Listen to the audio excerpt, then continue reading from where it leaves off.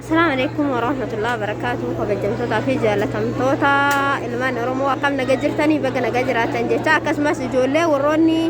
bisibbaasee jettanii gisee baay'ee bisibbaaseen banameera jettanii bisibbaaseen jira jettanii nagaafataa turtanii bisibbaaseen banaa jira warri barbaadan kun of boruurraa dhuftanii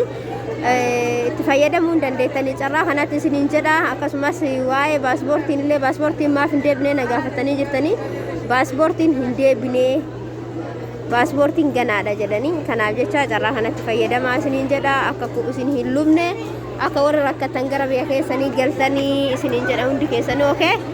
kanaaf kunoo kana fakkaata alhamdulillah amma qallalee jira